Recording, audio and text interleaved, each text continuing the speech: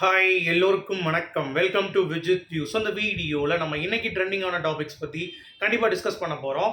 So வீடியோக்குள்ளே போகிறதுக்கு முன்னாடி நம்ம சேனலுக்கு நீங்கள் புதுசாக இருந்தீங்க அப்படி இல்லைனா சப்ஸ்கிரைப் பண்ணாமல் இருந்தீங்க அப்படின்னா கண்டிப்பாக சப்ஸ்கிரைப் பண்ணி ஒரு ஆதரவு தெரிவிங்க. ஏன்னா நான் 3 லட்சம் அப்படின்ற ஒரு சப்ஸ்கிரைபர் டார்கெட்டை நோக்கி நம்ம போயிட்டுருக்கோம். அதனால் நீங்கள் சப்ஸ்கிரைப் பண்ணிடுங்க அப்படிங்கிறத சொல்லிடுறேன். இப்போ இந்த வீடியோக்குள்ளே போகிறதுக்கு முன்னாடி வீடியோவை ஒரு லைக் வந்து போட்டுருங்க அப்படிங்கிறது தான். ஸோ இப்போ நம்ம வீடியோக்குள்ளே கண்டிப்பாக போகலாம்.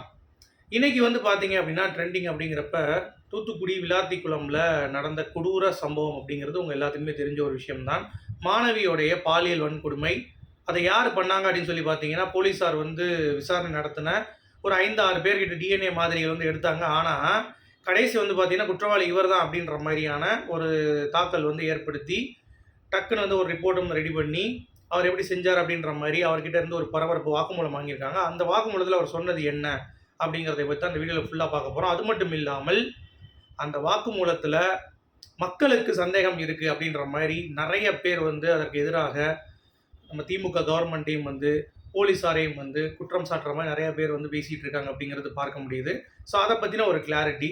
அது மட்டும் இல்லாமல் உங்களுக்கு ஆத்மா மேலே நம்பிக்கை இருக்கா, அந்த மாதிரி வந்து ஒரு குரூப்பும் வந்து ஏமாற்றிட்டு இருக்காங்க அப்படிங்கிறது பார்க்க முடியுது.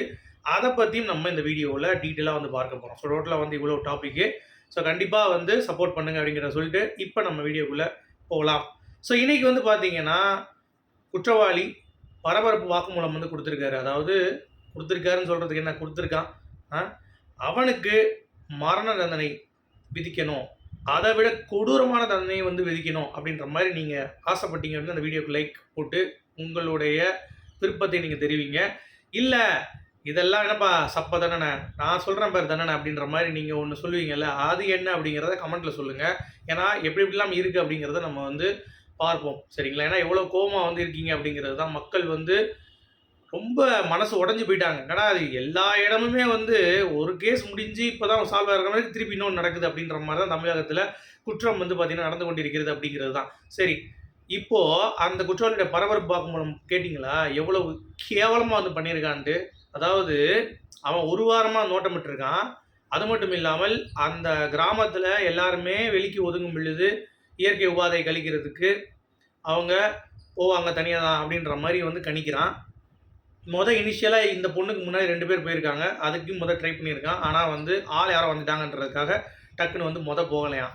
அடுத்து இந்த பெண் உள்ள போகிறப்ப மாணவி டக்குன்னு வந்து உள்ளே போய் அவனுடைய என்ன சொல்கிறது, அது ஒரு கேடுகட்ட ஒரு விஷயந்தான், சரிங்களா? அவன் பண்ணது அப்படிங்கிறது அதை பண்ணிட்டான் அப்படிங்கிறது தான், சரியா? இதில் நீங்கள் நல்லா கவனிச்சிங்கன்னா தெரியும், அந்த மாணவிக்கு இழைக்கப்பட்டது மிகப்பெரிய ஒரு கொடூரம். ஏன்னா உள்ளே போனவன் அந்த பொண்ணை வந்து கஞ்சா வந்து எடுத்திருக்கான். எப்படி யோசிச்சு பாருங்கள். இந்த போதை அப்படிங்கிறது வந்து எவ்வளோ கொடூரம் அப்படிங்கிறது உங்கள் எல்லாத்துக்குமே தெரியும். அதை ஈஸியாக வந்து கிடைக்கிற அளவுக்கு எல்லாம் வந்து பண்ணியிருக்கானுங்க அப்படிங்கிறத பார்க்கும் பொழுது என்னது சொல்கிறதுனே தெரியல. ஃபஸ்ட்டு வந்து பார்த்தீங்கன்னா மாணவி நெற்றியில் வந்து அடிச்சிருக்கான் அப்படின்ற மாதிரி சொல்லியிருக்காங்க. அடுத்து கஞ்சாத்தை வந்து எடுத்துட்டாராம். எடுத்த பிறகு அவர் வந்து இந்த விஜய் சேதுபதி விக்ரம் படத்தில் நார்மலைஸ் பண்ணாங்க பாருங்கள், ஒன்று எடுத்தோடனே அவர் அப்படியே புது தெம்பு வந்துடுற மாதிரி, அந்த மாதிரி வந்து இவருக்கு தெம்பு வந்துருச்சு. தெம்பு வந்தோடனே அந்த பெண்மணியை வந்து ரொம்ப கேடுகட்டத்தனமாக அடித்து நொறுக்கி அந்த பொண்ணை வந்து பிரேக் பண்ணுற மாதிரி செஞ்சு மூஞ்சிலே வந்து அடித்து காயப்படுத்தி பாலியல் வன்கொடுமை பண்ணியிருக்கான். அப்போ அவங்க வீட்டில் வந்து தேட வந்திருக்காங்க. அப்போ இந்த பொண்ணோட வாயை பொத்தி கொஞ்ச நேரம் வந்து தோல்லே போட்டு சுற்றிட்டு அந்த ஏரியாலேயே இந்த மாதிரிலாம் பண்ணியிருக்கான். அடுத்து ரொம்ப நேரத்துக்கு அப்புறம் திருப்பியும் வந்து அவனுக்கு அந்த போதை வந்து இறங்கலை அப்படிங்கிறப்ப திருப்பி அந்த பொண்ணை பாலியல் வன்கொடுமை பண்ணியிருக்கான். ஸோ எப்படிப்பட்ட ஒரு அயோக்கியனாக இருந்திருப்பான் அப்படிங்கிறத நீங்கள் வந்து பாருங்கள். இதில் மக்கள் வந்து பார்த்தீங்கன்னா இதுக்கு வந்து சரி ஓகேப்பா இதெல்லாம் இருக்குது, ஆனால் இந்த மாதிரிலாம் சில விஷயங்கள் நடந்திருக்கே, அப்போ இதுக்கும் பிடிச்ச குற்றவாளிக்கு சம்மந்தமே இல்லையே. ஏன்னா குற்றவாளியை வந்து பார்த்தீங்கன்னா ப்ரொடியூஸ் பண்ண முடியுது, முகத்தெல்லாம் மூடிட்டு கொண்டு போவாங்க. அப்போ உண்மையிலேயே அவன் தப்பு பண்ணலைன்னா கத்தியிருப்பான் கண்டிப்பாக. இப்போ நீங்கள் பார்த்துருப்பீங்க, சவுக்கு சங்கராக இருக்கட்டும், இல்லை வந்து யாராவது ஒருத்தவங்க இப்போ நீங்கள் அழைச்சிட்டு போகும்போது போலீஸாருக்கு வந்து கொடுமை அராஜகம் அப்படின்ற மாதிரிலாம் வந்து பேசிடுவாங்க, என்னை வந்து சிக்க வைக்கிறாங்க அப்படின்ற மாதிரிலாம் கத்துவாங்க. ஸோ அப்போல்லாம் வந்து சொல்ல விடாமல் ஃபுல்லாக வந்து லாக் பண்ணிட்டு கொண்டு போயிருக்காங்க. இவங்களை ஏன் கொண்டு போனாங்க அப்படின்ற மாதிரி ஒரு கேள்வி எழுப்பப்படுது.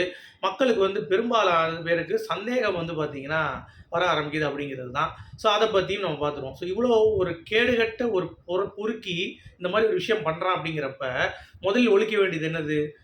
மது பாட்டில் கடை, சாராய கடையை ஓப்பன் பண்ணி வச்சுருக்கீங்க அங்கங்கே, அதை மூட மாட்டுறீங்க. வேளாங்கண்ணியில் இப்போ ஒரு போராட்டம் பண்ணாங்க. ஹாஸ்பிட்டலு, இது ஸ்கூலு பக்கத்தில் நடுவில் ஒயின் ஷாப் இந்த மாதிரிலாம் வந்து வச்சிருக்காங்க. இதெல்லாம் வந்து மூட மாட்றாங்க. அட்லீஸ்ட் மெயின் ரோட்டில் இருக்க ஒயின் ஷாப்பாச்சும் மூடலாம்ல. எங்கேயாவது போய் குடிச்சுக்கோங்கடா அப்படின்னு சொல்லிட்டு லிமிட்டாச்சும் பண்ணலாம். அதை பண்ண மாட்றானுங்க. அதே மாதிரி கஞ்சாவுடைய புழக்கம் அப்படிங்கிறது படத்தில் எடுத்து நார்மலைஸ் பண்ணுறாங்க.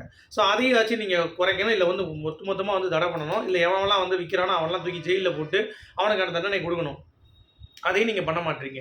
இந்த 2 பழக்கத்தையும் வந்து ஊக்குவிச்சுட்டு அவன் பெருமையாக வேற சொல்லிக்கிறான். நான் வந்து அந்த புகை இழுத்தனால தான் எனக்கு வந்து ஒரு இன்பம் ஏற்பட்டுச்சு அப்படின்ற மாதிரி. அப்போ எவ்வளோ கேவலம் பார்த்துக்கோங்க. இதெல்லாம் வந்து தீர்க்காமல் வெறும் ஆட்சி மாற்றம் மட்டும் போதும், ஸ்டாலின் தோக்கடிச்சிட்டா போதும், அடுத்து எடப்பாடி வந்துட்டாருன்னா காப்பாற்றிடுவார் அப்படின்ற மாதிரி நீங்கள் நம்பிட்டு இருந்தீங்கன்னா நீங்கள் தான் முட்டாள். ஏன்னா ஆட்சி மாறிட்டு தான் இருக்குது 5 வருஷத்துக்கு ஒரு தடவை. ஆனால் வர்றவங்க எவனுமே வந்து செய்ய மாட்றாங்க. இந்த போதை பழக்கத்தையும் சரி, இந்த டாஸ்மாகையும் சரி மூடி தொலைய மாட்றானுங்க அப்படிங்கிறது தான் என்னுடைய ஒரு வேதனையாக இருக்கிறது அப்படிங்கிறது தான். இதை எப்படி நம்ம சொல்கிறது? இல்லை நம்ம எவ்வளோ தூரம் வந்து குரல் கொடுத்தாலும் வந்து பார்த்தீங்கன்னா, இதை வந்து நம்மளால் வந்து அதுக்கடுத்து கொண்டு போகவே முடியல. ஏன்னா எவன் ஆட்சிக்கு வந்தாலும் சரி, அதை வந்து மூடணுன்ற ஒருத்தன் கூட சொல்ல மாட்டான். சீமான் அவர்களை தவிர எல்லாருமே வந்து பார்த்தீங்கன்னா, இப்போ டிவிக்கே கூட சொல்லியிருக்காப்புல, எல்லாமே சொல்லியிருக்கா விஜய். ஆனால் டாஸ்மாக் பற்றி ஒன்றும் பேசலை. அதெல்லாம் நீங்கள் மூடாத வரைக்கும் இந்த குற்றம்லாம் வந்து பார்த்தீங்கன்னா குறையிறதுக்கான வாய்ப்பு இல்லை. எத்தனை பேர் ஆட்சிக்கு வந்து மாறினாலும் அப்படிங்கிறது தான் பாயிண்ட். சரி, இப்போ மக்களுக்கு 2, 3 டவுட்ஸ் வந்து பார்த்தீங்கன்னா இருக்குது அப்படிங்கிறது பார்க்க முடியுது. ஓகேவா? அதில் வந்து மக்கள் வந்து சிபிஐ இதுக்கு மாற்றணும். ஏன்னா இது உண்மையான குற்றவாளி இல்லைன்னு சொல்லிட்டு நான் சொல்லலை. ஊர் மக்கள் வந்து பார்த்தீங்கன்னா சந்தேகப்படுறாங்க. நிறைய பேர்கிட்ட வந்து நேர்காணல் வந்து எடுத்திருக்காங்க. அவங்க எல்லாரும் சொல்கிறது வந்து பார்த்தீங்கன்னா, திமுக ஆட்சியில் இந்த மாதிரி ஒரு கசப்பான சம்பவம் வந்து நடந்திருக்கு. அதனால் இதை உடனே வந்து நீக்கணும் அப்படின்றதுக்காக எவனையோ ஒருத்தனை வந்து ஏற்கனவே பிடிச்சி போட்டு அவனை வந்து கேஸை முடிச்சிட்டாங்க அப்படின்ற மாதிரி நிறைய மக்கள் வந்து பார்த்தீங்கன்னா பேசுகிறாங்க. அது மட்டும் இல்லாமல் சிசிடிவி காட்சி, ஏன்னா அந்த பொண்ணு வந்து 6 மணிக்கு மேலே தான் வந்து இயற்கை உபாதை கழிக்க போயிருக்காங்க ஈவினிங். ஆனால் இந்த பையன் வந்து உள்ளே போனால் பார்த்தீங்களா இதில் பைக்கில், அது வந்து பார்த்தீங்கன்னா மதியான நேரம் வந்து இருக்குது. அது பயங்கரமான ஒரு மதியான வேலையாக இருக்குது. அதனால் அதை நம்ப இல்லை அப்படின்ற மாதிரியான ஒரு தகவலும் வந்து கொடுக்குறாங்க. சரிங்களா? ஸோ இதெல்லாம் வந்து நம்ம பார்க்கும் பொழுது யோசனையாக இருக்குது. இன்னொன்று போஸ்ட்மார்ட்டம் ரிப்போர்ட்டில் ஒருத்தன் மட்டும் பண்ணுற மாதிரி தெரியல, ஒரு 2, 3 பேர் வந்து சேர்ந்து பண்ணியிருக்க மாதிரி தான் தெரியுதுன்ற மாதிரி தான் கட்டம் வந்து வந்துச்சு. நமக்கு ஞாபகம் இருக்கு அவங்களுக்கு. ஸோ அப்படி இருக்கும் பொழுது இது வந்து கூட்டு பாலியலாக இருக்குமா அப்படின்ற மாதிரியும் வந்து விசாரிக்கணும். இது சரியான இது இல்லை. அவங்க அம்மா அப்பா வாங்கிட்டாங்க அந்த பொண்ணோடைய உடலை. ஆனாலும் இதில் வந்து நம்பிக்கை இல்லை. யாரையோ வந்து சீக்கிரம் வந்து மாட்டி விட்டுருக்காங்க. இது வந்து சிபிஐ வழக்கு மாற்றணும். இது வந்து கட்டுக்கதை. இது வந்து ஒரு கூட்டு பாலியல் முயற்சி. சிசிடிவி வந்து எவிடன்ஸ் வந்து பார்த்தீங்கன்னா காட்டுறது அது வந்து பொய். அது வந்து ஏற்கும்படி இல்லை அப்படின்ற மாதிரிலாம் வந்து பார்த்தீங்கன்னா சொல்லியிருக்காங்க. அப்புறம் ஆயுள் தண்டனை கொடுத்த ஒருத்தன் எப்படி வந்து வெளியே வந்தான் அப்படின்ற அந்த ஒரு கேள்வியும் வந்து எழுப்பியிருக்காங்க. நான் மட்டும் இல்லை, அரசியல் கட்சியில் இருக்கிறவங்க எல்லாருமே இதை வந்து எழுப்பியிருக்காங்க அப்படிங்கிறதை பார்க்கும் பொழுது என்னடா இது அப்படின்ற மாதிரி நமக்கும் வந்து ஒரு ஃபீல் ஆகுது அப்படிங்கிறது தான். ஆனால் இதற்கான டவுட்ஸ் எல்லாமே நம்ம நேற்று போட்ட வீடியோவில் கிளாரிஃபை பண்ணிட்டோம். ஆக்சுவலாக அவன் தான் அந்த பொண்ணு வந்து ரொம்ப சின்ன மெலிசான ஒரு பொண்ணு தான். அதனால் ஈஸியாக அவனே ஹேண்டில் பண்ணி வாயிலே மிதித்து இந்த மாதிரி வந்து பேச விடாமல் பண்ணிட்டான். ஸோ கூட்டு பாலியல் அப்படிங்கிறது அங்கே ரூல் அவுட் ஆகிடுச்சு. அடுத்து அவன் அங்கே பதுங்கி நைட்டு ஃபுல்லாக பதுங்கி அதுக்கடுத்த நாள் தான் அந்த ஃபுட்டேஜில் நீங்கள் பார்த்தது மதியானமாக இருக்குல்ல போயிருக்கான். ஸோ அன்றைக்கே போகல அவன். ஓகேவா? அதை நீங்கள் புரிஞ்சுக்கோங்க. இந்த 2மே வந்து உங்களுக்கு புரிஞ்சிருச்சா? சரிங்க, இதெல்லாம் ஓகே. ஆனால் திருட்டு பைக் அப்படின்றீங்களே, அப்புறம் நம்பர் அப்படியே காட்டி கொடுத்துட்டே போவானா, நம்பரை மறைக்க மாட்டானா அப்படின்ற மாதிரி அடுத்த கேள்வி. அவன் அவ்வளோ ஸ்மார்ட்டாக இருந்திருக்க மாட்டான் அப்படிங்கிறது தான் என்னுடைய ஒரு இது. இதனால் நம்ம போலீஸாரையும் சரி நம்ம சந்தேகப்படுவது அப்படிங்கிறது நியாயமாக எனக்கு படலை. ஓகேங்களா? அப்படியே தப்பிச்சிருந்தாலும் கர்மா அவனுக்கு வந்து அடிக்கும் அப்படிங்கிறதுல எந்த ஒரு மாற்று கருத்தும் இல்லை. சரியா? ஏன்னா நம்ம படித்ததில் வந்து எப்படி படிச்சிருக்கோம் அப்படின்னா, ஒரு நிரபராதியை தண்டிக்கப்படக்கூடாது. குற்றவாளி கூட வந்து தப்பிச்சிக்கலாங்க. ஆனால் நிரபராதி ஒருத்தன் வந்து பார்த்தீங்கன்னா தண்டிக்கப்பட்டுறக்கூடாது அப்படிங்கிறது தான் பாயிண்ட்டு. அதில் நான் இன்னமும் வந்து குறியாக இருக்கேன். இப்படி ஒருத்தனை வந்து ஃபிக்ஸ் பண்ணி போட்டிருக்காங்கல்ல, அவன் என்ன உத்தமனாங்க இப்போது? அவன் வந்து ஏற்கனவே ஒரு மூதாட்டியை வந்து 65 வயசு மூதாட்டியை வந்து பார்த்தீங்கன்னா கெடுத்து பாலியல் வன்கொடுமை பண்ணியிருக்கான். அவனுக்கு நம்ம வந்து வக்காலத்து வாங்கணுமா? எப்படியோ ஒன்று எவனாலும் செத்து தொலைட்டோம் அப்படிங்கிறது ஒரு பக்கமானா, இதை உண்மையிலேயே அவன் குற்றவாளி ஏதாவது தப்பிக்க விட்டுருந்தாங்கன்னா நிஜமாவே அது மனசுக்கு கொஞ்சம் நெருடலாக தான் இருக்குது அப்படிங்கிறத நான் வந்து இங்கே பதிவு பண்ணிக்கிறேன்.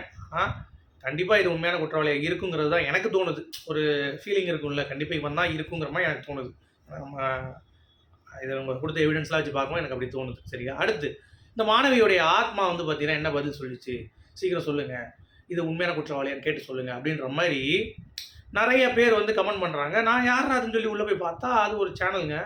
ஒருத்தர் வந்து இந்த ஆய்வு பிடிச்சி பேசுகிறேன் அப்படின்ற மாதிரி வந்து பேசிகிட்டு இருக்காங்க. அதில் என் பசங்கக்கிட்ட பேசுங்க, என் பையன் இறந்து இப்படி போயிட்டான், ஸோ அவங்ககிட்ட கொஞ்சம் ஹெல்ப் பண்ணுங்கள், கொஞ்சம் பேசி கொடுங்க அப்படின்ற மாதிரி சொல்கிறவங்க, இந்த வேடநத்தம் பகுதியில் இந்த மாணவி இறந்துட்டாங்க, இவங்களுக்கு நீங்கள் வந்து பார்த்து சொல்லுங்கள், அவங்க ஆத்மா என்ன சொல்லுது? இவங்க உண்மையான குற்றவாளி தான் பிடிச்சிருக்காங்களா? இல்ல அந்த பொண்ணுக்கு என்ன விபரீதம் நடந்தது? அந்த இடத்துல வந்து என்ன நடந்துச்சு? ஏதாவது அசம்பாவிதம் நடந்ததா? இல்ல வேற ஏதாவது நடந்துச்சா? அந்த உடல் வந்து பார்த்தீங்கன்னா, எங்க இருந்ததுன்ற மாரியான ஒரு டவுட் இருந்தது. அது திடீர்னு அங்க மறைஞ்சுட்டு அடுத்த நாள் வந்து அதே இடத்துல வந்து தேடின இடத்துல நைட்டு கிடைக்கல. ஆனா காலைல கிடைச்சுச்சு. இதெல்லாம் என்னன்னு கேளுங்க அப்படின்ற மாரிலாம் வந்து கமெண்ட் போட்டு வச்சிருக்காங்க. டேய்! அவைங்க பண்றதே ஒரு பித்தலாட்ட வேல. இது தயவு செஞ்சு நம்பாதீங்க. சரியா? ஆவிட்ட பேச வைக்கிறேன். நான் வந்து அவங்க செத்தவங்கட்ட பேச வைக்கிறேன்னு சொல்லிட்டு இப்படி தான் ஏமாத்திட்டு இருப்பாங்க. தயவு செஞ்சு நம்பாதீங்க அந்த மாரி. சரியா? அது எல்லாமே வந்து ஒரு போலியான ஒரு இதுதான். காசு பறிக்கிற கும்பல் வேற வேலை வெட்டி இல்லாம இத பண்ணிட்டு இருக்கானுங்க அப்படிங்கிறது தான். ஸோ அதுகிட்ட தப்பிச்சுக்கோங்க, மாட்டாதீங்க. அப்படி யாராவது பண்றேன்னு உங்களுக்கு சொன்னாங்கன்னா, அது வந்து பொய் தான். சரியா? என் அனுபவத்தில சொல்றேன் அப்படிங்கிறத நான் இங்க பதிவு பண்ணிக்கிறேன். உங்களுடைய கருத்துக்கள் என்ன அப்படிங்கிறத மறக்காம சொல்லுங்க. மீண்டும் அடுத்த வீடியோல சந்திப்போம். அதுவரைக்கும்